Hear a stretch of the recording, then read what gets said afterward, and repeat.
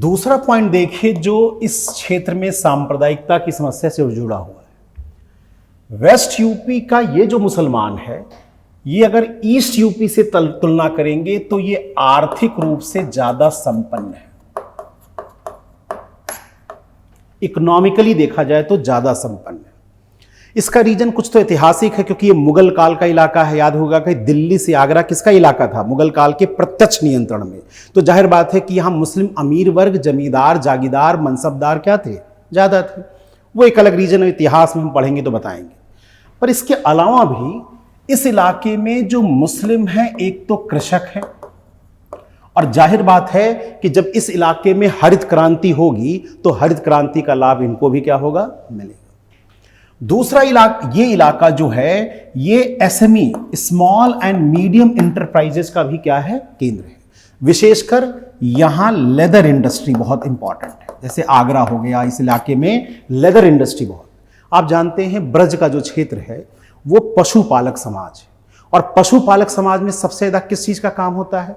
एक तो दूध का काम, डेयरी हटा दो तो डेयरी के अलावा दो काम और होते हैं। एक मांस का काम, और दूसरा कौन सा काम? चमड़े का काम, जूते चप्पल बनाने। जाहिर बात है जो परंपरा है उसमें हिंदू लोग डेयरी का काम तो करते हैं, पर मांस और चमड़े का काम नहीं करते।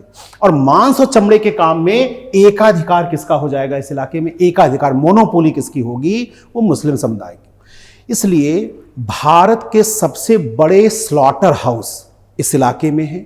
भारत का सबसे ज्यादा गल्फ कंट्रीज में मांस का एक्सपोर्ट इसी इलाके से, बहुत बड़े एक्सपोर्टर हैं इस इलाके में। और जूते और उसका काम कारखाना भी आगरा में बहुत बड़ी मात्रा में दिखाई देता है, और उस पर नियंत्रण किसका है? मुस्लिम कम्युनिटी का है। तो जाहिर बात है ईस्ट यूपी में ऐसी संभावना नहीं है।